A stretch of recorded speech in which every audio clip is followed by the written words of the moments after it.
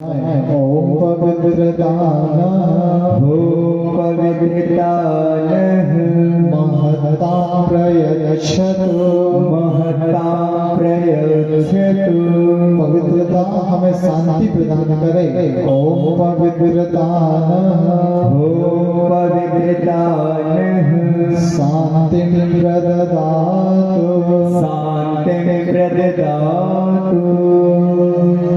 सूर्य ध्यान प्राणायाम। जल का सिंचन हो गया सभी के ऊपर, कुछ लोगों के ऊपर नहीं हुआ होगा, है ना। वही बोलो, महाभारत की घटना है। देखिए, जिन परिजनों को कहा जाए केवल एक या दो बहन जल का सिंचन करे, बाकी सभी लोग ज्ञान यज्ञ से जुड़े, है ना। सुबह का जो यज्ञ होता है वो आहुति वाला होता है। ये जो यज्ञ ज्ञान यज्ञ है, ज्ञान यज्ञ से अछूते रह जाओगे तो वास्तव में यज्ञ में आने का लाभ आपको प्राप्त नहीं हो पाएगा। जब महाभारत का युद्ध समाप्त हुआ और युधिष्ठिर जी ने कहा श्री कृष्ण भगवान से, बोले भगवान, मैं चाहता हूं कि पूरे देश दुनिया में जितनी भी तमाम नदियां हैं, श्रेष्ठ नदियां हैं, गंगा जी है, यमुना जी है, ताप्ती जी है, नर्मदा, जितनी भी श्रेष्ठ नदियां हैं, सारे नदियों में जाकर के स्नान कर पाओ। क्यों स्नान कर पाओ? ताकि जो मन के भीतर उद्विग्नता आई है, इतना नरसंहार हुआ है, हजारों लोग मारे गए, तो जो मन के भीतर उद्विग्नता है इसको हम दूर कर सके, ऐसा उनका प्रयास था। श्री कृष्ण भगवान ने कहा कि जरूर जाइए भैया, मैं भी चलूंगा। लेकिन क्या हुआ, जिस दिन श्री कृष्ण भगवान जाने वाले थे उस दिन उनका कैंसिल हो गया। भगवान ने कहा, बोले भैया मैं नहीं जा सकता, आप एक काम करिए, एक लौकी का कुम्भा ले जाइए। लौकी सूखने के बाद में क्या होता है, जो सूखी लौकी बच जाती है, बोले ये लेकर के जाइए। आप यकीन मानना, ये मेरा प्रतिनिधित्व के रूप में रहेगा, रिप्रेजेंटेटिव होगा मेरा। युधिष्ठिर जी ने उसको लेकर के गए, और जब लेकर के गए तो लेकर के जाने के पश्चात क्या हुआ, जितने बार स्नान युधिष्ठिर जी ने किया उतने बार लौकी के तुम्बे का भी स्नान कराया। पूरे देश दुनिया की तमाम नदियों में स्नान किया, घर पर वापस लौट करके आए। अब जब घर पर वापस लौट करके आए तो स्नान कराने के बाद में अब उन्होंने कहा कि भैया स्नान करने आप ही गए थे, तो स्नान करने आप गए थे तो स्नान का लाभ तो केवल आपको ही मिलेगा, स्नान का पुण्य तो केवल आपको ही मिलेगा, और जो नहीं गए उनका क्या? तो बोले एक काम करिए, लौकी के खुम्बे ने तो पूरा स्नान किया है, आप बारीक चूर्ण बनाइए, सबको प्रसाद दे दीजिए, है ना। अब क्या हुआ भाई बोलो, प्रसाद के रूप में लिया। प्रसाद के रूप में लेने के बाद में जब सब लोगों ने खाया तो उसका स्वाद सबको कैसा लगा? कड़वा की कड़वा। अब जब कड़वा स्वाद लगा तो श्री कृष्ण भगवान ने युधिष्ठिर जी से कहा, बोले भैया स्नान कैसा करवाया था? बोले क्या हुआ साहब? बोले इसके भीतर के कड़वाहट तो गई नहीं लौकी के भीतर के। तो बोले साहब, लौकी का स्नान करवाने से कहीं लौकी के भीतर की कड़वाहट जाती है क्या? श्री कृष्ण भगवान ने कहा, तो शरीर का स्नान करने से कहीं मन शुद्ध होता है? भाई बनो, मन यदि शुद्ध करना है, जिस प्रकार शरीर को रोज रगड़ रगड़ करके हम लोग धोते हैं, उसी प्रकार मन को भी धोना पड़ता है। मन तक कौन सा गंगा जल ले जाए, कौन सा साबुन ले जाए, कौन सा सर्प ले जाए? मन के लिए साबुन, सर्प, सोडा और गंगा जल है स्वाध्याय। मन के लिए गंगा जल है वैभव, संयम, सेवा और उपासना, साधना, आराधना के भट्टी पर उसको रोज चढ़ाना पड़ता है, तब जाकर के मन का स्नान होता है, मन पवित्र होता है मेरे भाई बहनों। इसी प्रकार जैसे शरीर का स्नान करते हैं, मन को भी धोने का हम लोग प्रयास करें तो निश्चित रूप से भी हमारा मन पवित्र होता हुआ चला जाएगा। आइए अगला क्रम सूर्य ध्यान प्राणायाम का है। सभी लोग कमर सीधी करके बैठे, आंखें बंद करके उगते हुए सूर्य देवता का ध्यान करें। ओम विश्वामिदेव सवितः दुर्गाणि पराशुभं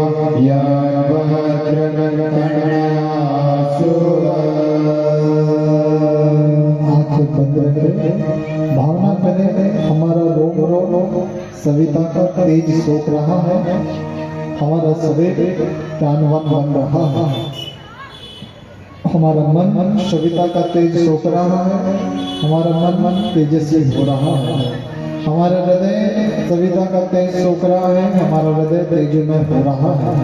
हम बाहर भीतर से तेजमय हो गए हैं। चंदन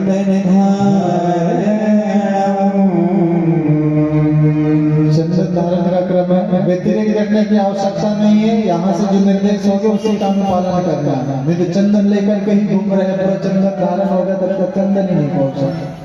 जो स्वरूप बताया जा रहा है उसको समझने का प्रयास करें। जिन माता बहनों ने आरती की थाली घर से लाई है उसमें कुमकुम लाया है तो ठीक है, चंदन लाया है तो ठीक, और नहीं लाया है तो भी ठीक। क्यों? इस भारत भूमि की रज इतनी पवित्र है, चंदन जैसे गुणों वाली है, क्योंकि राम कृष्ण गौतम गांधी जैसे महापुरुषों के जन्म लेने मात्र से ही ये धरा भाई बहनों चंदन जैसे दिव्य गुणों वाली हो गई। इसलिए आप सभी लोग अपने अनामिका उंगली में चंदन को लेकर के रहें, और चंदन जब आप लेकर के रहोगे तो जब जहां जाएगा तब एक दूसरे को लगाना है। एक दूसरे को क्यों लगाना है पता? विचार करके देखा चंदन को मस्तिष्क पे ही क्यों लगाते हैं? यहाँ आज्ञा चक्र होता है, जहाँ चंदन या तिलक लगाते वहां आज्ञा चक्र होता है, और आज्ञा चक्र पूरे शरीर का संचालन करता है, पूरे शरीर का संचालन करता है। जैसे एक ड्राइवर पूरे गाड़ी को चलाता है, पूरे गाड़ी का संचालन करता है, से सारे जितने भी सवारी उस पर बैठे रहते हैं अंदर। उसी प्रकार के पूरे गाड़ी रूपी शरीर रूपी गाड़ी को कौन चलाता है? ये आज्ञा चक्र चलाता है। तो आज्ञा चक्र कैसा होना चाहिए? शीतल होना चाहिए। चंदन का गुण क्या है? शीतलता देते हैं, और शीतलता यदि नहीं रहे तो फिर क्या होता है पता है? ये दिमाग गर्म रहेगा तो जीभ कड़वी हो जाएगा। बहुत बढ़िया सूत्र है, दोनों का जुड़ा हुआ। दिमाग गर्म रहा तो जीभ कड़वी हो जाती है अपने आप। रसगुल्ला खिलाते फिर भी मीठी नहीं होती, नहीं मीठी नहीं होती। दिमाग गर्म होने पे जीभ कड़वी हो जाती है, और जीभ कड़वी हो जाती है तो फिर क्या होता है पता है? जब जीभ कड़वी होती है तो फिर भाई बहनों तलवार का घाव तो सूख जाता है, लेकिन जवान का घाव सूखता नहीं है। शरीर पर कोई चोट लग जाए, तलवार का घाव लग जाए, उसका इलाज डॉक्टर के पास में है, लेकिन शब्द का जो घाव हमारे मन पर लग जाए, हमारे जो दिल में लग जाए, इसका इलाज किसी डॉक्टर के पास में है। इसलिए मीठा बोलना है। कैसा बोलना है? मीठा बोलना है। भगवान ने इस शरीर में 206 हड्डियां फिट करी है। कितनी? 206 हड्डियां।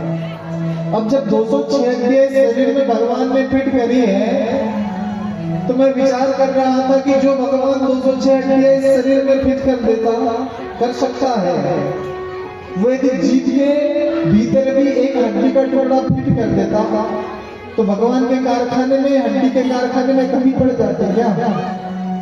हाँ, भगवान ने इसको बुलाया बनाया। क्यों बुलाया बनाया? विनम्रता से बोले, मीठा बोले। और जब मीठा बोलते हैं, हमारे जो भारतीय संस्कृति की जो माता है पहले बच्चों को जी बोलना सिखाती थी। इतना जी बोलते थे सभी को, जी मम्मी जी, पापा जी, ताऊ जी, ताई जी, नाना जी, नानी जी। एक दिन क्या हुआ भाई बहनों, उसके घर पर बंदर आ गया, तो उन्होंने कहा बोले मम्मी जी छत पर बंदर जी आ गए हैं। जो बंदर को भी जी कहे भाई बहनों, कैसी संस्कृति हमारे भारत की है। लेकिन ये होता कब है? जब हमारा दिमाग शीतल रहे। दिमाग शीतल रहे तो जीभ मीठी, दिमाग गर्म रहे तो जीभ कड़वी। ये सूत्र होता है ना। तो दिमाग को ठंडा करने के लिए चंदन लगाया जाता है, और अनामिका उंगली से ही क्यों लगाया जाता है? इसका दर्शन पता है आप लोगों को?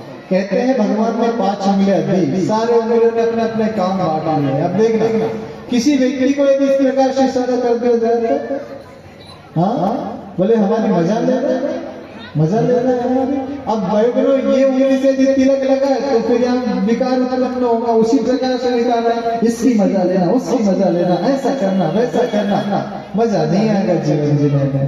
तो भाई बहनों ये वाली उंगली से लगा दे। ये उंगली तो जब 2-2 शब्द किसी के साथ में हो जाए तो कहती बोले ठहर जा, तुझे बताता हूँ, मिलना मुझे।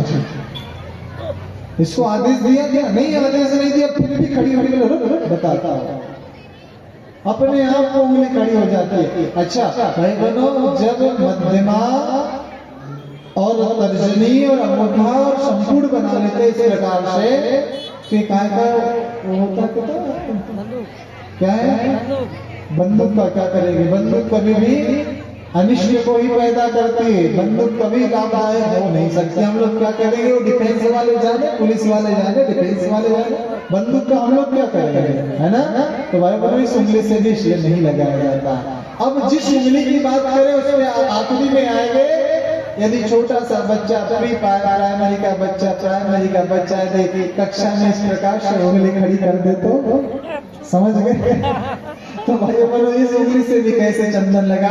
ये नामिका उंगली भगवान शंकर जी के पास में गई और कहने लगी, बोले भगवान, सारे उंगलियों ने अपने अपने काम बांट लिए, मेरे पास में कोई काम नहीं है। सर कभी गया था एक बार भगवान के पास में, बोले भगवान पूरे शरीर को घीस के चलता हूँ, ये मनुष्य को भगवान दिख गया, बड़े बड़े डंडे निकालता है, मारने के लिए तैयार हो जाता है। भगवान ने कहा, बेटा चिंता मत कर, जो मनुष्य तुझे डंडे लेकर के मारता है, जब मेरे साथ में संगत कर लेगा और मेरे गले का हार बन जाएगा, तो मनुष्य जब मेरे पास में आएगा तो तेरी भी पूजा करने लग जाएगा। इसलिए भाई बहनों, यदि दुष्ट व्यक्ति भी भगवान की संगत में चला जाता है तो वो भी पूजा करने योग्य हो जाता है, पूजनीय हो जाता है। इसलिए संगत करना है तो भगवान से करे, यदि उपासना करना है तो भगवान की करे।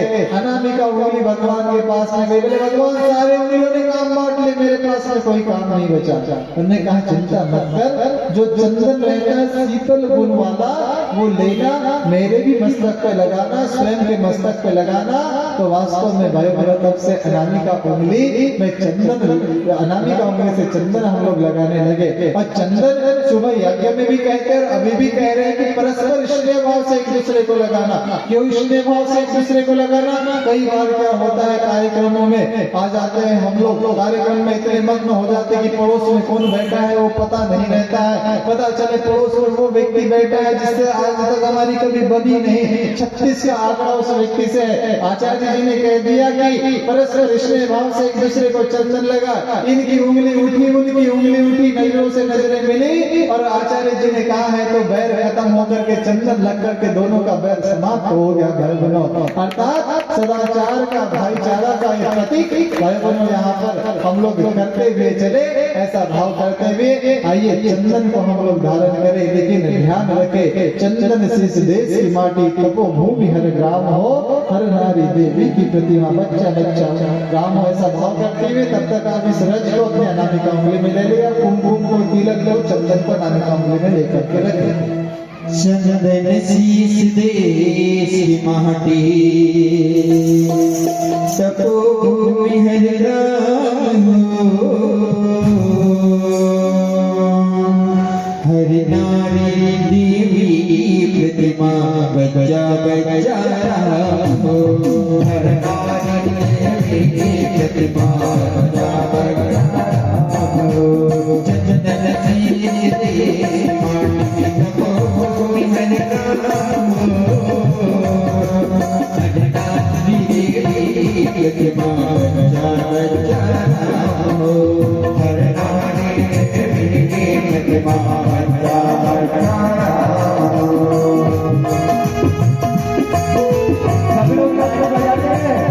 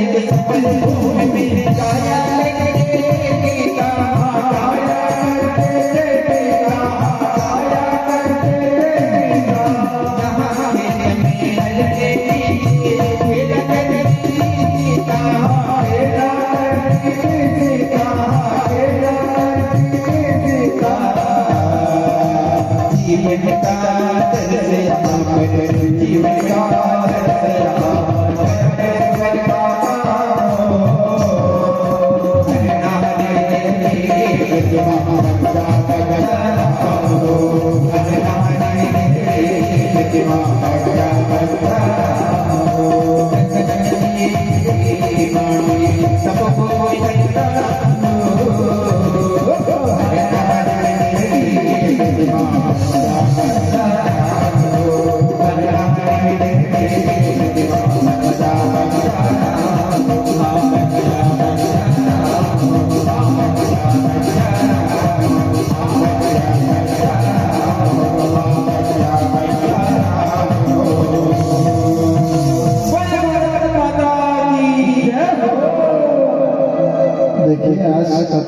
लाभ करने के पहले बताया था, डॉक्टर जैसा निर्देश करे वैसे ही दवाई का गोली खाए तो ज्यादा लाभ मिलता है।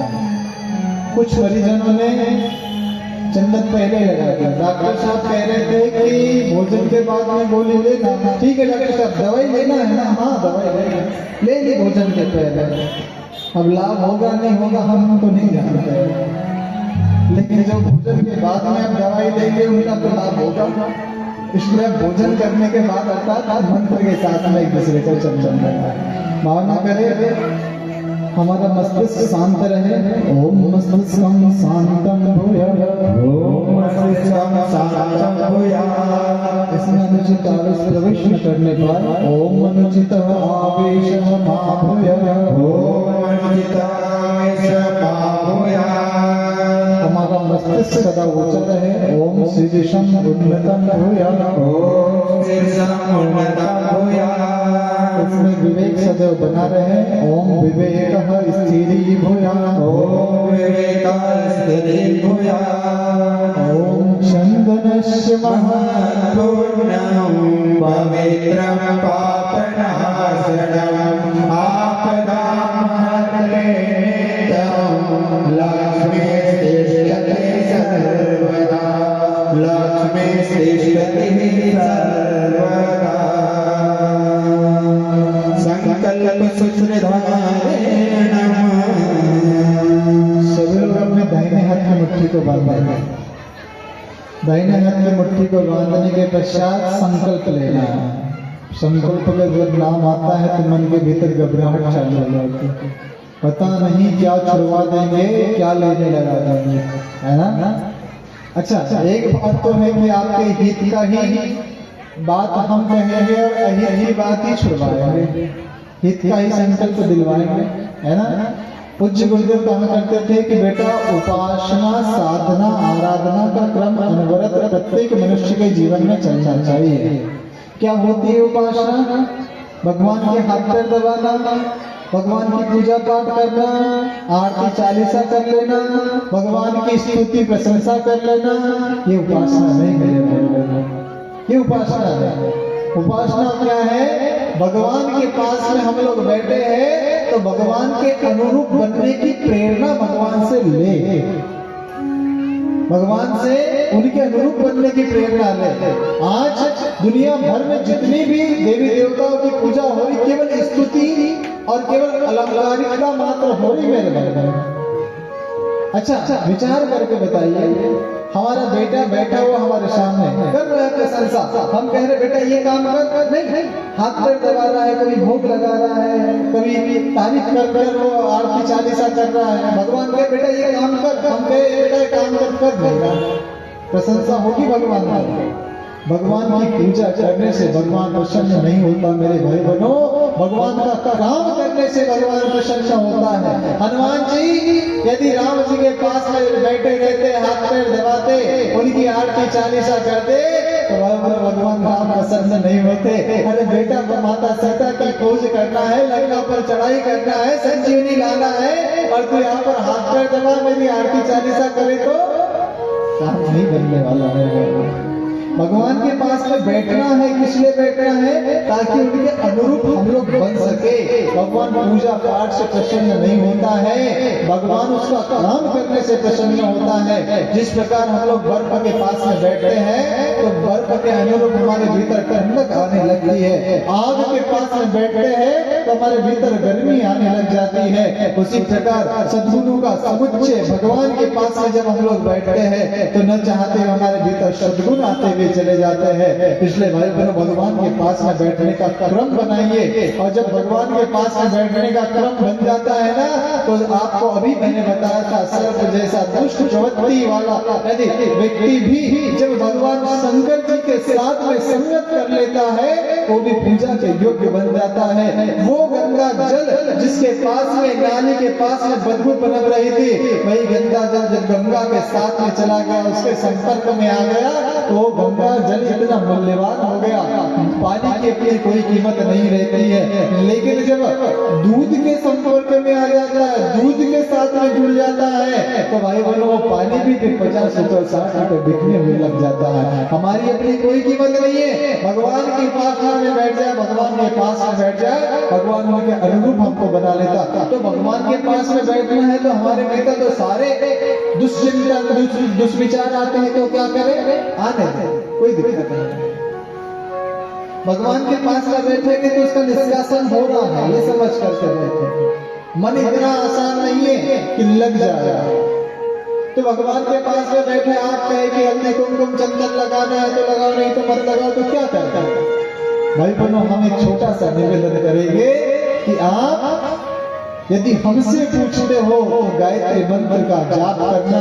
महामंत्र जितने जगमाही, कोहू गाय कृष्ण नाही, अक्षर 24 परम पुनीता, इनमें बसे 7 श्रुति गीता। 7 श्रुति गीता का जो सार इस गायत्री मंत्र में है, उससे बड़ा श्रेष्ठ महामंत्र कोई नहीं है। गीता में श्री कृष्ण भगवान ने भी तो कहा है, छंदों में मैं गायत्री हूँ।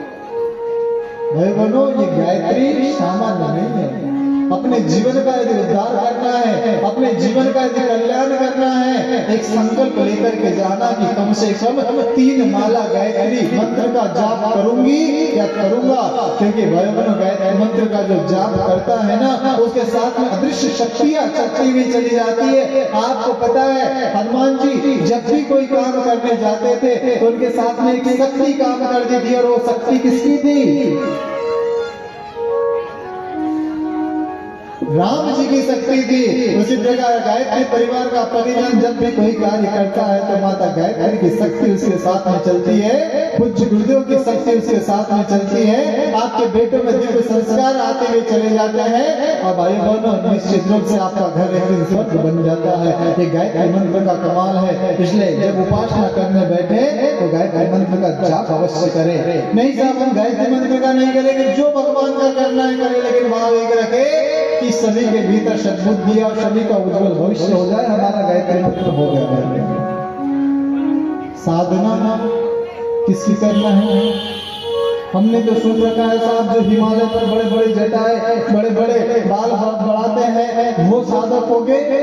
पूज्य गुरुदेव बैठे भी है भाई बहनों वहां पर, देखिए गुरुदेव किस प्रकार से संत होता है, किस प्रकार से साधक होता है।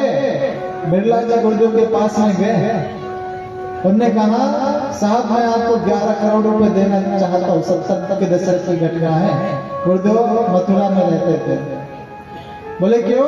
बोले गुरुदेव ऐसा मंदिर बनाइए जो सोने का हो, ना भूत हो ना भविष्य थी, ऐसा गायत्री का मंदिर बनाइए। गुरुदेव ने क्या कहा पता है? गुरुदेव ने कहा कि बोले बिरला जी एक बात बताइए, पैसा कहाँ से आया? बोले भगवान की कृपा है साहब, भगवान की कृपा है, व्यापारी आदमियों में पैसा आ जाता है। सच्चा संत और सच्चा साधक क्या होता है?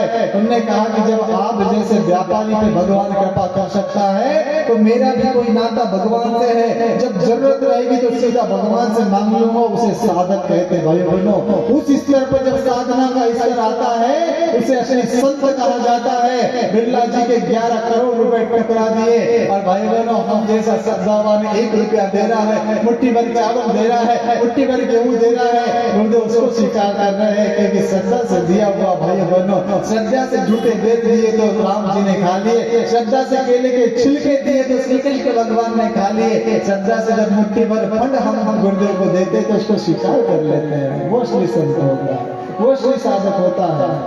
साधना किसकी करना है? साधना अपने आंखों की करना है। आंखों की साधना यदि नहीं कर पाए तो ये आंखें बनो एक न एक दिन हम लोगों को माया के जंजाल में फंसा करके गिरा देंगे। साधना किसकी करना है? मुख की साधना करना है। किसी को कहे साहब खड़े हो जाइए, 2 शब्द कहे, कोई कहे तो एकदम पटरी के बाहर कहे, और कोई कहे तो उसके हाथ पैर कटने लग जाए। क्यों? क्योंकि वाणी की साधना नहीं हुई है। वाणी की साधना होती तो आपके मुख का प्रत्येक शब्द सदवाक्य होता नहीं होता। साधना करना है तो मुख की साधना करना है। अपशब्द तो इस मुख से नहीं कहेंगे, ऐसा कोई शब्द हमारे मुख से ना निकले जो किसी को बुरा लगे। ये मुख की साधना हुई। कानों की क्या साधना करना है? कानों की ये साधना करना कि कानों के माध्यम से सुने तो अच्छा सुने, ये हाथों के माध्यम से कर्म हो तो सत्कर्म हो, पैरों के माध्यम से भी चले तो सन्मार्ग पर चले। यही साधना है मेरे भाई बहनों, यही पूज्य गुरुदेव ने हम लोगों को सिखाई है। किसी को हिमालय जाने की आवश्यकता नहीं है, क्योंकि हमारा हिमालय कहाँ है? हमारा हिमालय यदि हिमालय पर चढ़ना है तो आदर्शों के हिमालय पर चढ़िए मेरे भाई बहनों। यदि साधना करना है एक श्रेष्ठ गृहस्थ के रूप में साधना करें, क्योंकि पूज्य गुरुदेव बता करके गए कि बेटा जो गृहस्थ होता है, गृहस्थ जो व्यक्ति होता है इसमें संयम, सेवा और सहिष्णुता की साधना करना पड़ता है। गृहस्थ साधारण नहीं, गृहस्थी व्यक्ति साधारण नहीं हो सकता। उसको एक अच्छा बेटा बनना पड़ता है, एक अच्छा पति बनना पड़ता है, एक अच्छा पुत्र बनना पड़ता है, एक अच्छा पिता बनना पड़ता है, एक अच्छा भाई बनना पड़ता है, एक अच्छा मामा बनना पड़ता है, एक अच्छा चाचा बनना पड़ता है, एक अच्छा ताऊ बनना पड़ता है। किन दायित्वों का निर्वहन एक गृहस्थी को करना पड़ता है। इसलिए गुरुदेव ने कहा कि बेटा तू यदि गृहस्थ का साधक बन जाए इतने में तेरा बेड़ा पार करवा दूंगा। वास्तव में असली जो साधना है वो गृहस्थी की होती है, यही साधना है। और जब मेरे भाई बहनों उपासना साधना अनवरत हमारे जीवन में चलती है तो फिर मन के भीतर संकल्प आता है कि क्यों न वर्ष में एक बार पंचकुंडी यज्ञ रखा जाए, क्यों न एक बार प्रज्ञा पुराण करी जाए। अरे सब लोग मुट्ठी भर लगाएंगे, सभी लोग 150 रुपए लगाएंगे, हो जाएंगे हमारी प्रज्ञा पुराण, हमारे बच्चों के भीतर संस्कार आ जाएंगे, नगर का वातावरण परिष्कृत हो जाएगा। इसका नाम आराधना है मेरे भाई बहनों। मन के भीतर श्रेष्ठ काम करने का जो भाव जागृत होता है उसका नाम आराधना होता है। जब उपासना साधना आराधना मनुष्य करता है निश्चित रूप से ये लोग और परलोक में भाई बहनों को विजय को प्राप्त हो जाता है। इसी का नाम उपासना साधना आराधना है। आइए मुट्ठी को बांधिए और संकल्प लीजिए हमारे साथ में। ओम ईशानुशासनं स्वीकरोमि, ओम ईशानुशासनं स्वीकरोमि। मर्यादाओं का पालन करेंगे। ओम मर्यादा चरिष्यामि, ओम मर्यादां चरिष्यामि। जो वर्जित है वे आचरण नहीं करे। ओम वर्जन्यं नो चरिष्यामि, ओम वर्जन्यं नो चरिष्यामि।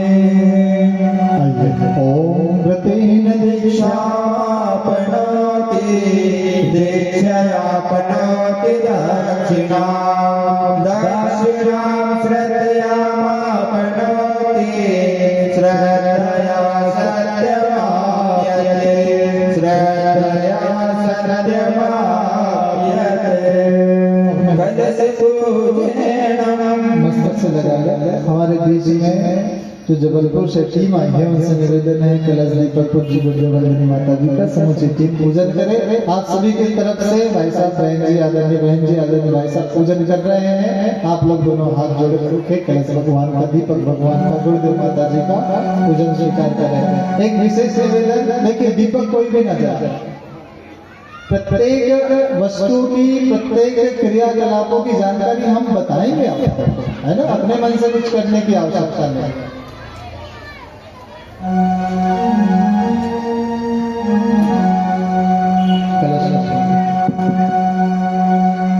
ओम कलशस्य मुखे विष्णो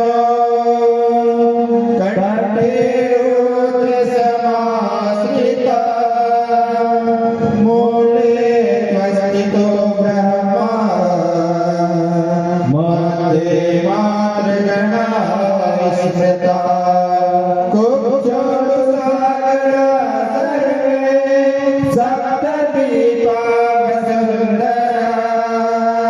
ऋग्वेदो यजुर्वेदः, सामवेदो अथर्वणः, अग्नैर्दशैवा सर्वे कलशन्तु समाश्रिताः, अत्र गायत्री सावित्री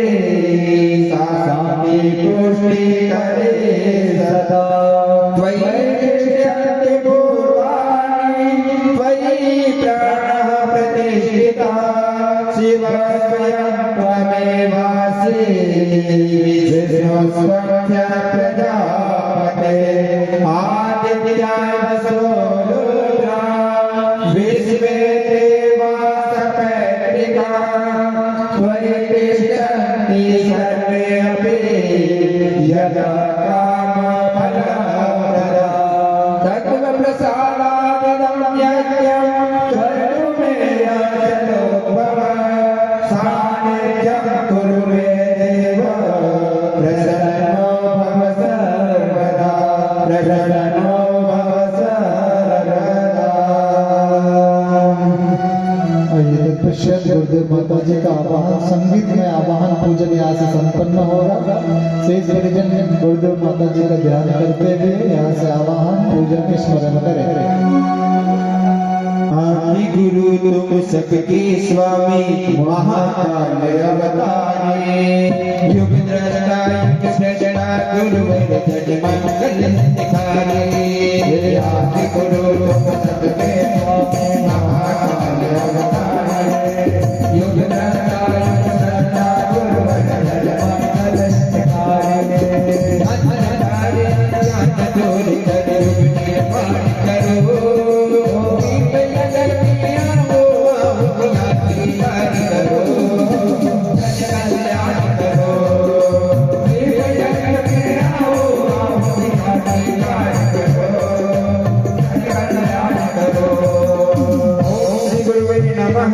आवाहयामि स्थापयामि ध्यायामि गायत्री माता का पूजन करें। वेद जननी भोगी माता सकल सृष्टि नाटक वेद जननी भोगी माता सकल सृष्टि नाटक संकलित गुरु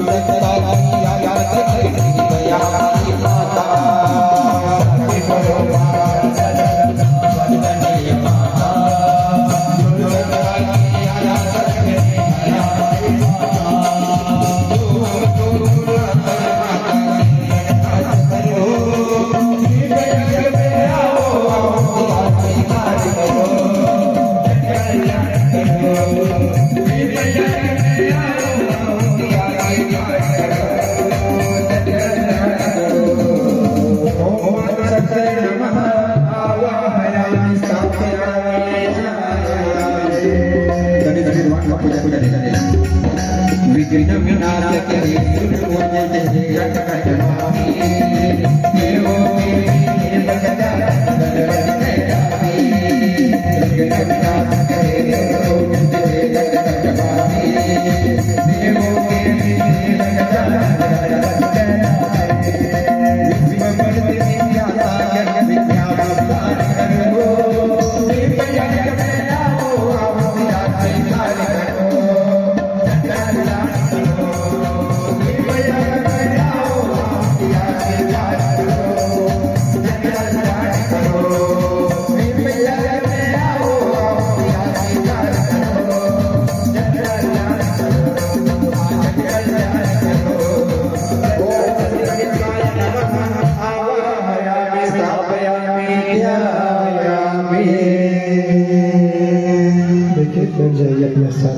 सभी देव शक्तियों का आवाहन वंदन हो चुका है। दोनों हाथ जोड़ करके नमः का उच्चारण करते हुए सभी देव शक्तियों को नमन वंदन करते हुए चले, नमः का उच्चारण करते हुए चले। ओम सर्वाभ्यो देव शक्तिभ्यो नमः, ओम सर्वेभ्यो देव पुरुषभ्यो नमः, ओम सर्वेभ्यो महाप्राणभ्यो नमः, ओम सर्वेभ्यो महारुद्रभ्यो नमः, ओम सर्वेभ्यो आदित्य शक्तिभ्यो नमः ओम सर्वेभ्यः देवेभ्यो नमः ओम महाविद्याय नमः ओम एतत्तरं श्रीमन्महाकालाय नमः पंचोपचार पूजे नमः। देवताओं का भावनापूर्वक 5 प्रकार से पूजन करना है। कल की कथा में बताया था देवता पदार्थों के भूखे नहीं, अभी तो हमारे भाव के भूखे होते हैं। हम भावनाओं से देवताओं को क्या समर्पित कर रहे हैं, इसका ज्यादा महत्वपूर्ण होता है, इसका ज्यादा महत्व होता है। इसलिए दोनों हाथ जोड़े भावना पूर्वक कर्म करते हुए चले। दोनों हाथ जोड़े ओम सर्वेभ्यो देवेभ्यो नमः। जिन्होंने आरती लाई होगी चंदन या कुमकुम या चावल हो तो समर्पित करें, अन्यथा भाव करें। भावे ही विद्यते देव, भावनाओं में देवताओं का वास होता है। गंधाक्षतम पुष्प हो तो पुष्प समर्पित करें। पुष्पानि धूप के रूप में, अगरबत्ती हो तो ठीक है, केवल भाव करते हैं। धूपम दीपक जल रहा है मुख्य मंच पे, भाव करते हैं। दीपम नैवेद्य के रूप में शक्कर मिष्ठान या चावल लाओ समर्पित करें, अन्यथा भाव करें। नैवेद्यम समर्पयामि ततो नमस्कारं करोमि। ओम नमो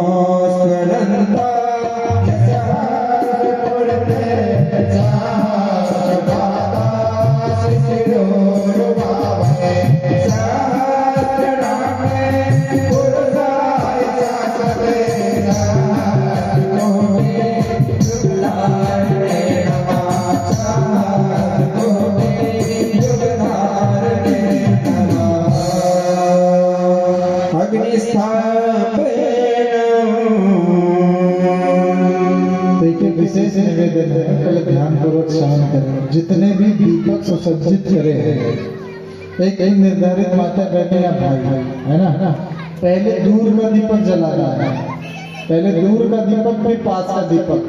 किसी का भी वस्त्र आग के संपर्क में न आने पाए, इसकी विशेष सावधानी आप लोग रखिएगा। और जो दीपक प्रज्वलित कर रहा है दूसरी बहनें या भाई, उन पे ध्यान रखें ताकि किसी भी प्रकार से कोई दुर्घटना न घटित हो सके, ऐसा नहीं करना। जो बीच में दीपक रखे हुए हैं उसे भी बाहर निकालना है ना, जो बीच में दीपक रखे हुए हैं उसे भी बाहर निकालना। आइए अग्नि प्रदीपन का क्रम है, सावधानी पूर्वक दीपक को प्रज्वलित करना है। ओम गणनाय सुपकाराय अस्मान विश्वानि देवयुगानि विद्वानः ययोर्दहजुर्प्राणमेनो भूयिष्ठाते नमो दिव्यविदेव। निवेदन किया जा रहा है कि पहले दूर का दीपक जलाना है। दूर का जब पहले पास का जला दिया, वस्त्र उसके ऊपर जा रहा है, दीपक जा रहा है, फिर पता चले साहब दीपे के में गए थे, कपड़ा जल गया। निर्देशों का भी पालन करिए थोड़ा। और पुनः निवेदन करते हैं दूर का दीपक जला फिर पास का। एक दीपक कम जले चल जाए, किसी का भी वस्त्र आग के संपर्क में न आने पाता। सभी लोग बैठिए पहले, जो अपने दीपक लाए हैं वो बैठ जाए, जो बैठ जाइए, दीपक लाए वो बैठ जाए। सभी लोग बैठ जाइए, कोई भी खड़ा न है। भाई साहब सभी लोग बैठे, सभी लोग बैठ जाइए, सभी लोग बैठ जाइए। सामने वाले नहीं आते श्रेणी में, बैठ जाइए सभी। निवेदन बार बार किया जा रहा है कि उपाचार्य भाई या बहन खड़े हैं, जिन्होंने दीपक लाए हैं अपने आरती के थाली में, वे केवल अपने आरती के थाली के दीपक प्रज्वलित करते, ठीक है। और जिन्होंने नहीं लाए हैं वे जितने भी सुसज्जित करके दीपक रखे उन्हें प्रज्वलित करते हैं। शुभ ज्योति की पूजिया दियण पको ब्रह्मांड व्यापी आलोक करता दानील दुख भय से मुक्त कर दो, पावन बना दो मेरे सविता, पावन बना दो मेरे सविता। बताओ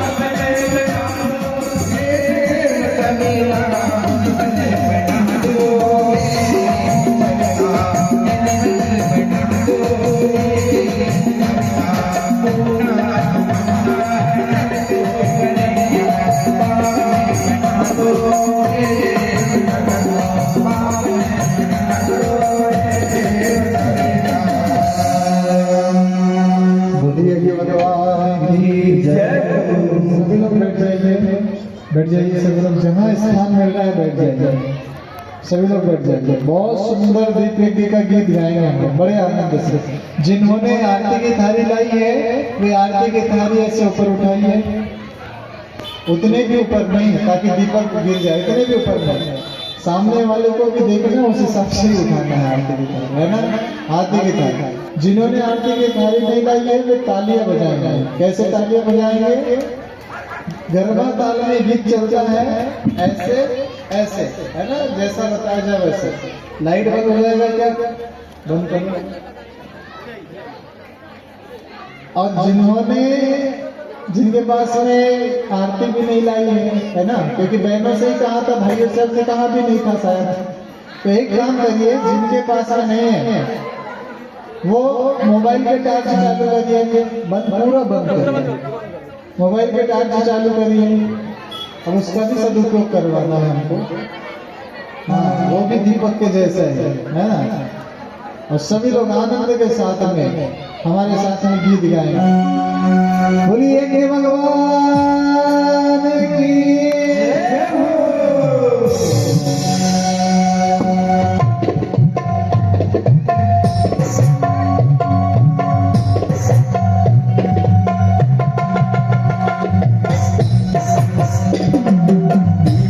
जय हो।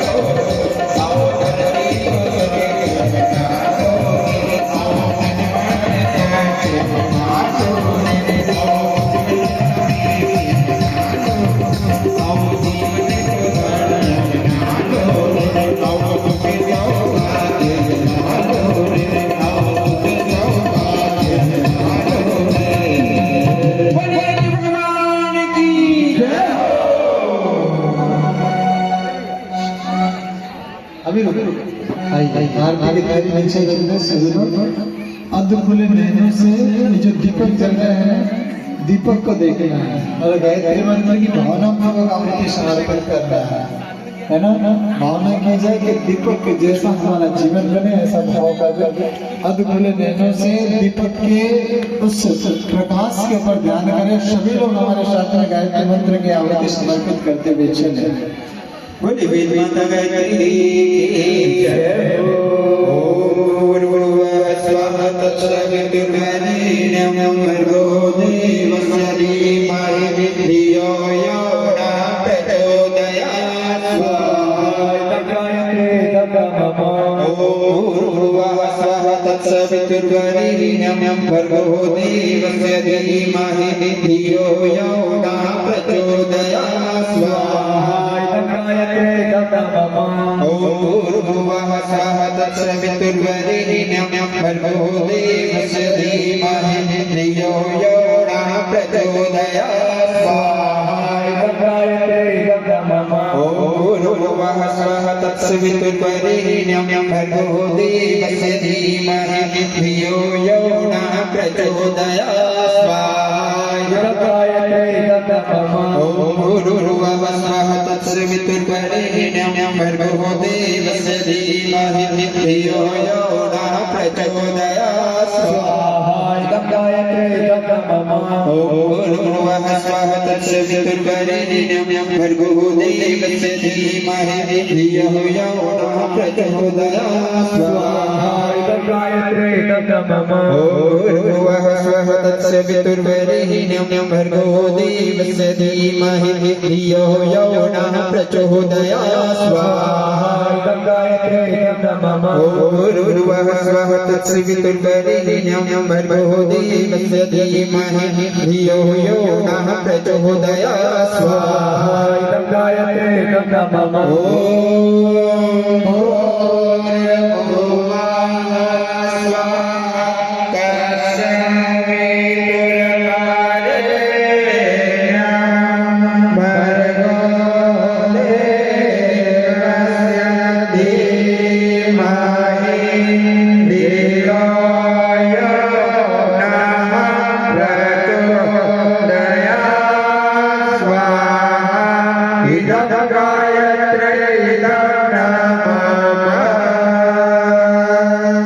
भगवान गणेश इस नगर के सारे परिजनों के विघ्नों को दूर करें, सभी के भीतर बुद्धि का विकास हो, ऐसा भाव करते हुए विवेक के देवता विघ्न विनाशक गणेश भगवान के नाम से एक भावना पूर्वक आहुति समर्पित करें। ओम एकदंताय विद्महे वक्रतुंडाय धीमहि तन्नः दन्ति प्रचोदयात् स्वाहा गणेशाय नमः। भगवान सूर्य भुवन भास्कर हम सभी के भीतर तेज प्रदान करें, ऐसा भाव करते हुए एक आहुति सूर्य भगवान के नाम से समर्पित करें। ओम भास्कराय विद्महे दिवाकराय धीमहि तन्नः सूर्यः प्रचोदयात् स्वाहा सूर्याय नमः। परम पूज्य गुरुदेव परम रमणीय माता जी का आशीर्वाद स्नेह हमें हमारे ऊपर हमेशा बना रहे, ऐसा भाव करते हुए एक आहुति परम पूज्य गुरुदेव परम रमणीय माता जी के नाम से समर्पित करें। ओम प्रकृत्याय विद्महे महाकालाय धीमहि तन्नः श्रीरामः प्रचोदयात् स्वाहा महाकालाय नमः।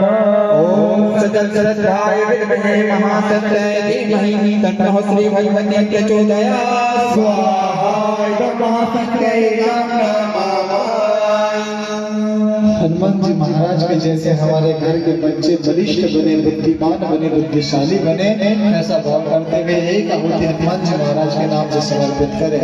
ओम मन्मयनीसूताय विद्महे वायुपुत्राय धीमहि तन्नः मारुतिः प्रचोदयात् स्वाहा नमस्ते भगवान श्री राम के जैसे हमारे घर के बालक मर्यादा पुरुषोत्तम बने, ऐसा भाव करते हुए एक आहुति भगवान श्री राम के नाम से भावना पूर्वक समर्पित करें। ओम दशरथाय विद्महे सीतावल्लभाय धीमहि तन्नः श्रीरामः प्रचोदयात् स्वाहा श्रीरामाय नमः।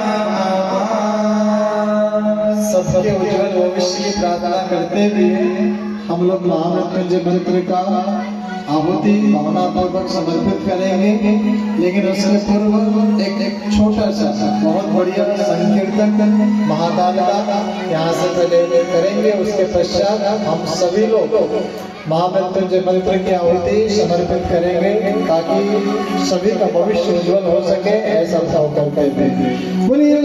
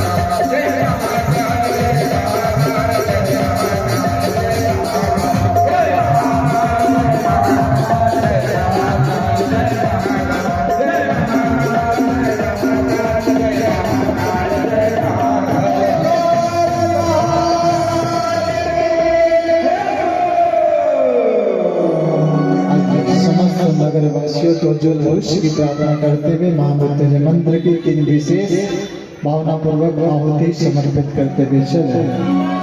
ओम त्र्यंबकं यजामहे सुगंधिं पुष्टिवर्धनं उर्वारुकमिव वन्दनान् तद्योच्यमामृतात् स्वाहा इदमामृतमृतयाय नमः।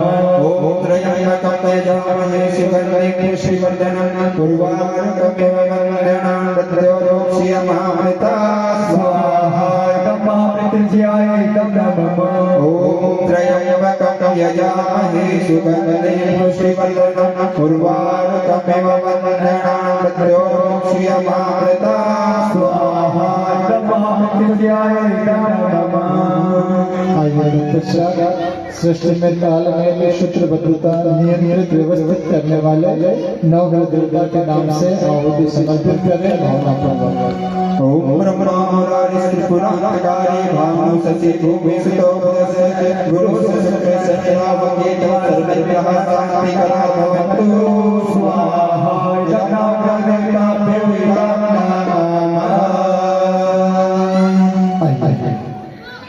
भाई बहनों, अब पूर्णाहुति के क्रम में है, सभी लोग अपने दाहिने हाथ की मुट्ठी को बांध लें, है ना। जब शिक्षा का सत्र पूरा खत्म हो जाता है तो फिर अंतिम में सत्र परीक्षा से ही समाप्त होता है ना। वार्षिक वाला जो पेपर होता है, वार्षिक परीक्षा, एनुअल एग्जाम। अब एनुअल एग्जाम का समय आ गया है। अब एनुअल एग्जाम में कितना आप लोग समझ पाए, कितना लिखना है, कितने नंबर लेकर के गुरुजों से जाना है, तो आपके ऊपर है। बेटा पीछे बातचीत ना करे, पीछे बातचीत ना करे, है ना। जो बातें बताई जा रही है उसको ध्यान में रखें। सभी लोग दाहिने हाथ की मुट्ठी को बांध देते हैं, ऊपर उठाइए, दिखना चाहिए सबसे बांधिए। हाँ, ऐसे नीचे, ऐसे इतने। सभी लोग हमारे साथ में संकल्प बोलेंगे। 5-6 दिन कथा आपके यहाँ पे बाची हमने, है ना। 5-6 दिन इतना ज्ञान का विरल प्रवाह गुरुदेव के माध्यम से यहाँ पे प्रवाहित हुआ। हम एक छोटा सा निवेदन आपसे करते हैं, गुरुदेव कुछ मांगना चाहते हैं आपसे, दोगे? हाँ, दोगे? पक्का दोगे? क्या देने की सामर्थ्य है? हाँ, अरे आपकी बुराई का हम क्या करेंगे? आपकी बुराई हमारे साथ लेके चलता। बुराई को छोड़ना है और अच्छाई को ग्रहण करना है, बस ये संकल्प लेते हैं ना। दाहिने हाथ की मुट्ठी को बांधेंगे। सभी लोग हमारे साथ में दोहराएंगे। भगवान महाकाल के साक्षी में बैठे, इसीलिए संकीर्तन गवा भी दिया आपसे। सभी लोग बोले हम। आप लोग कितने जन से हम बोले कि हमारे तक सुनाई आए, आप ना बोले हम। और जन से हम भगवान महाकाल के साक्षी में यज्ञ की पूर्णाहुति के रूप में यह संकल्प लेते हैं कि आज के बाद किसी की भी निंदा, चुगली, ईर्ष्या, कटु भाषण नहीं बोलेंगे। बाप रे, क्या बोल, ये तो हमारा मुख्य हथियार था। ये हमारा मुख्य हथियार था, वही ले लिया आपने। अब कह दिया साहब, हम क्या करें, गुरुदेव ने कह दिया। आइए एक छोटी सी बुराई का नाम लीजिएगा। कोई भी बुराई हो सकती है, एक बुराई छोड़ना है, अच्छाई को लेना है, बस इसी का नाम जीवन है। बुराई को छोड़ते चले, अच्छाई को लेते हुए चले, है ना। और नहीं तो क्या होता है पता है, बुराई दिखती नहीं हमको किसी की। क्यों नहीं दिखती? वो कथा हम बताते हैं कि एक व्यक्ति जब मेहमान जाते हैं तो बोले साहब क्षमा करना, आपके चाय में मुझे मक्खी दिखाई दे रही है। हाँ, उन्होंने कहा कि मक्खी दिखाई दे रही, फेंक देते, दूसरी बार बना दे, बहुत अच्छे साफ सफाई करके। दूसरी बार कहते साहब क्षमा करना, मक्खी दिखाई दे रही, चाय पी नहीं सकते। ठीक है सर। तीसरी बार पूरी साफ सफाई से व्यवस्थित, और तब तक उस चाय में वो देखते रहते हैं। बेटा पुस्तिका बांटना बंद करिए, लगे के यहाँ व्यासपीठ पे छोड़ जाइए तो हम बांट देंगे। तो पुस्तिका बांटने का भी तो बताना पड़ेगा ना। अभी बंद कर दीजिए, हाँ बैठ जाए, बड़ी बड़ी। अब तीसरी बार चाय लेकर के गए व्यवस्थित, अब व्यवस्थित बना करके भी जब तक वो दृष्टि चाय के ऊपर थी जब तक सामने वाले मेहमान को दे नहीं दी। अब जैसे ही चाय गई तो चाय जाने के बाद में क्या बोले, साहब भाई साहब क्षमा करना, इसमें भी मक्खी दिखाई दे गई। उन्होंने कहा मैंने जब तक चाय उनको दी तब तक तो मक्खी थी नहीं। उन्होंने चाय में देखा, ऊपर देखा, भाई साहब ने चश्मा लगाया था जो मेहमान आए थे, और मक्खी चश्मे के ऊपर बैठी हुई थी और दिख कहाँ रही थी, चाय के भीतर। ऐसा न हो भाई, ऐसा न हो। कबीरदास जी से पूछा कि बोले किसी बुरे व्यक्ति को पकड़ करके ले आओ, किसी की बुराई पकड़ करके ले आओ। कबीरदास जी ने क्या कहा, बुरा जो देखकर बुरा न मिलेगा, जो मैंने पूछा आपको तो मुझसे बुरा कोई नहीं, है ना। छल्ली सुई आपस में बातचीत करती है। छल्ली कहते अरे सुई गुड़िया तो कितनी सी है, फिर भी तेरे माथे के ऊपर एक छेदा बना हुआ है। सुई ने क्या कहा, बोले छल्ली दीदी मेरा एक छेद तो आपको दिखाई देता है, आपके पेट के भीतर कभी निहार के देखा क्या कितने सारे छेद बने हुए हैं। भाइयों बहनों, उसी प्रकार छिद्रान वैसी बने हम खुद हैं, बुराइयां हमारे भीतर है, लेकिन हमको जगत के भीतर बुराइयां दिखती है। और एक सबसे बड़ी बुराई है, कौन सी पता है, कौन सी, एक छिपकली छत के ऊपर ऐसी लटकी हुई थी, पैर और पीठ नीचे को थी, पैर ऊपर को थे। किसी ने कहा, किसी कीड़े मकोड़े ने, बोले छिपकली चाची ऐसी उल्टी क्यों लट रही हो। हमने कहा चुप कर झिंगू, यदि मैं इस छत से हट जाऊंगी तो इस छत नीचे गिर जाएगा। अर्थात छत को किसने संभाल के रखा है, छिपकली ने। यही तो हमारी अवस्था है। ये पूरे परिवार को मैं चलाता हूँ, पूरे संसार को मैं चलाता हूँ। अरे मैं नहीं रहूंगा मंदिर कैसे चलेगा, मैं नहीं रहूंगा। अरे भाई साहब आपके पहले भी संसार चलता था, आप जाओ उसके बाद भी संसार चलेगा। छिपकली जैसी स्थिति ना बनाए मेरे भाई बहनों। अभिमान को त्याग सकते हैं, स्वाभिमान को लेके लगे तो साथ में जा सकते हैं। आइए एक छोटी सी बुराई का नाम है, हम सभी लोग एक बुराई को बोलो, एक बुराई को आज से छोड़ दिया। नित्य गायत्री मंत्र की बोलो उपासना करेंगे, जप के समय भावना करेंगे कि हम अपने अंदर भगवान के प्राण एवं प्रकाश को धारण कर रहे हैं। अपने दुर्गुणों को हटाने, श्रेष्ठ गुणों को बढ़ाने। मन बड़ा भटकते रहता है, तो मन को भटकने के लिए, रोकने के लिए साहित्य लेके जाना है। मन को साधने के लिए युग साहित्य का स्वाध्याय, मनन चिंतन सत्संग नियमित रूप से करेंगे। हे यज्ञ प्रभो, हमारे अंदर सत्कर्मों की 3 घंटे से बोल रहे हैं, फिर भी आवाज ऊंची है, केवल 3 शब्द बोलने लगा रहे हैं तो धीरे धीरे बैटरी डाउन होती है। सत्कर्मों की ऐसी सुगंधी पैदा करे जिसके प्रभाव से आसपास के व्यक्तियों में भी सत्कर्म करने की उमंग उठे। इस प्रकार दीप से जब जलने लगे, ओम पूर्णमदः पूर्णमिदं पूर्णात् पूर्णमुदच्यते पूर्णस्य पूर्णमादाय पूर्णमेवावशिष्यते। स्वाहा। ओम सर्वमय पूर्णगं स्वाहा। ओम सर्वमय पूर्णगं स्वाहा। ओम सर्वमय पूर्णगं स्वाहा। से लगाए, और जो बुराई को छोड़ा है ना, वो यदि जब पुनः आ जाए तो यही मुट्ठी लेना, मस्तक को मारना, इसी को तो मान करके छोड़ी थी। आरती की तरफ प्रवेश करते हैं सभी लोग, आरती की थाली लेकर के।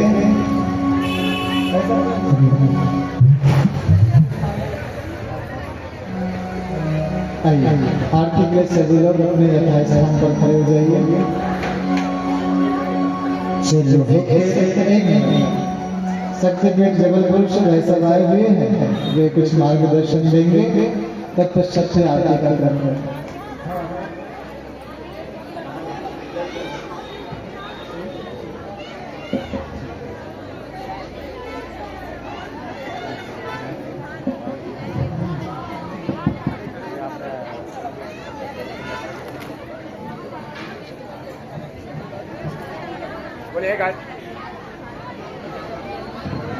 हेलो हेलो हेलो, सभी से अनुरोध है कि 5 मिनट में एक दिव्य संदेश आपके बीच में पहुंचा रहे हैं।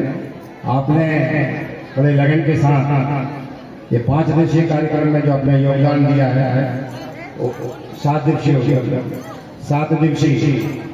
जो कार्यक्रम में आपने योगदान दिया है, उसके लिए अखिल विश्व गायत्री परिवार एवं गायत्री परिवार का जबलपुर की ओर से आप सबको साधुवाद।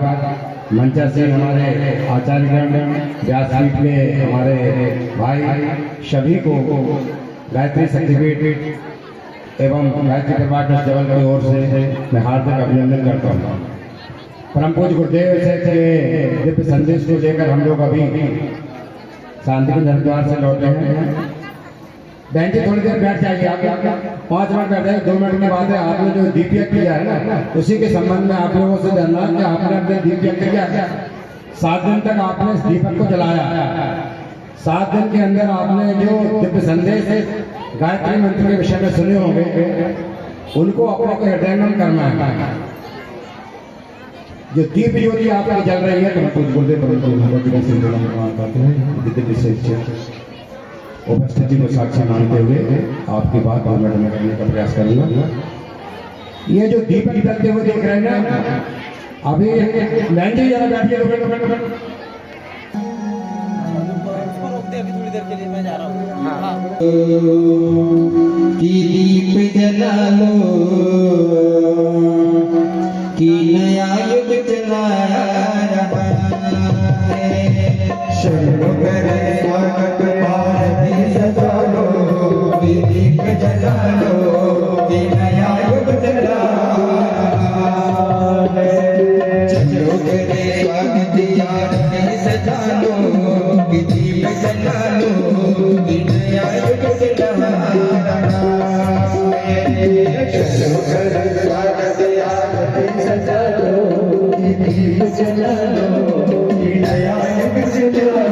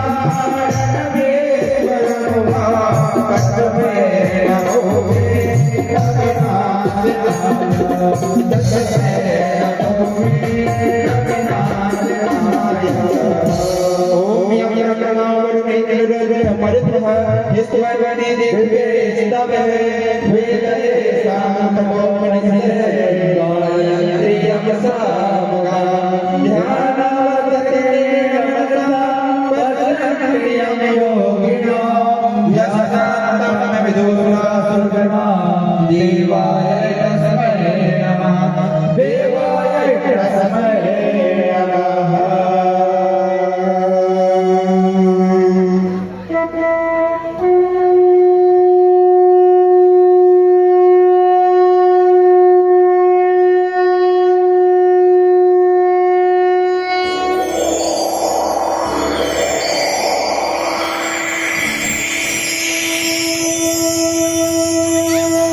श्री प्रज्ञा पुराण प्रभु जी है आरती पापियों को आपसे आरती प्रज्ञा पुराण प्रभु जी है आरती पापियों को आपसे आरती प्रज्ञा पुराण प्रभु जी है आरती पापियों को